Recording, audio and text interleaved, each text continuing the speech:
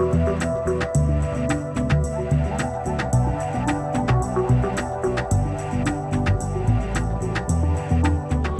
more than ever, stress is everywhere in our lives, from our family relationships to work relationships. And the goal is to find some sort of exercise that you enjoy doing. For me, it's paragliding, base jumping, skydiving. For you, it might be riding a bike or hiking a mountain. But the point is to find something that you enjoy doing. In this segment, we're going to talk a little bit about what enjoying exercise can do for your body and how reducing cortisol will actually help you burn fat and build muscle. So we'll see you there. What if I told you that I had a secret weapon for you to burn fat, build more muscle, decrease bone loss, decrease memory loss, improve your immune system, improve your sleep, and generally improve your energy levels, and make you feel better than you've ever felt? And it's virtually free. Sound too good to be true? Well, here's the catch. You have to start taking stress reduction seriously. All of these effects and more are what scientists are calling the biggest root cause of disease and illness that exists. Exposure to psychological and physical stress on your body releases high levels of a hormone called cortisol, or you may know it as the stress hormone. While cortisol is an important regulating hormone, it's always present in your bloodstream, but high prolonged levels of cortisol can have disastrous effects on your body over time. And as we mentioned before, there's a growing body of research that indicates that chronically elevated levels of cortisol in the body may be the leading cause of illness. We get these high levels of cortisol through a variety of sources. Nutritional stress through poor diet may be the biggest factor of all. Also, exposure to toxins such as cigarette smoke, excess alcohol consumption, pollution. Then the psychological stressors such as family and work-related issues, personal finances, driving your car, and just constantly worrying about things you can't change. All of these have a compounding effect of higher than normal cortisol levels in your bloodstream.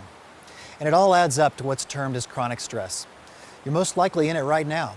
Chronic stress has been shown to have extremely negative effects on your body, such as increased blood pressure, decreasing bone density and muscle tissue, causing blood sugar imbalances, impairing cognitive performance, even suppressing thyroid function, lowers your immunity and inflammatory responses, and it increases abdominal fat, which is associated with a greater amount of health problems than fat deposited any other place on the body. Some of the health problems associated with increased stomach fat are heart attacks, strokes, and high levels of bad cholesterol and lower levels of good cholesterol. Remember that the body's basic reaction to stress is the same no matter where the stress originates, but perhaps one of the most critical effects of high stress is that these elevated cortisol levels can prevent the body from entering the deep delta phase of sleep. Now here's where things really get interesting. Early in your sleep cycle, from around 10 p.m. to 2 a.m., your body goes through its physical repair or recovery from the previous day. Between 2 a.m. and 6 a.m., the body goes through its psychological repair. Not getting into these deep phases of sleep make you chronically tired. We attempt to use caffeine and sugar to just pop ourselves out of it, but ultimately that's a losing input because you're stimulating your adrenals with caffeine stress to elevate your mood. Eventually it all catches up to us and we hit bottom with a chronic injury or illness. So to unlock the synergy of all these concepts, we have to tackle the chronic unnecessary stress in our lives. So take a hard look at yourself. Most are in a state of chronic stress and the signs are unmistakable. Memory problems, inability to concentrate, constant worrying, moodiness, frequent colds, procrastination, to name a few. The key here is to first eliminate, though, the nutritional stress by getting your digestion working properly and inputting the right foods and supplementation. Next, making a pact with yourself not to worry about the things you can't change and to find reasons every day to be thankful for what you have and find ways to be positive in every action of your life.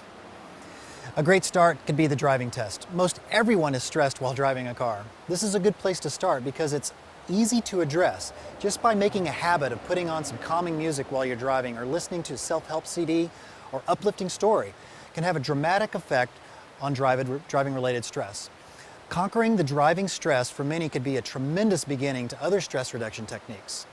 Meditation, yoga, Tai Chi, prayer are all desirable approaches and should be strongly considered as you start to take stress reduction to the next level, remembering always that small changes come first.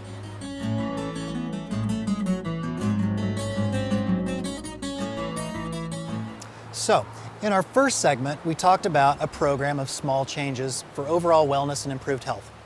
We replaced or added the Whole Body Green nutrient-dense smoothie to our daily routine to get our digestive system in order and to shower our bodies with nutrient-packed food. And in this installment, we learned about the enormous health benefits of reducing chronic stress and understanding where unnecessary stress originates and how to take small steps to dramatically reduce it. Next, we'll tackle affordable fitness with some small changes in our daily activities that incorporate endurance, strength, and flexibility. So, we'll see you there.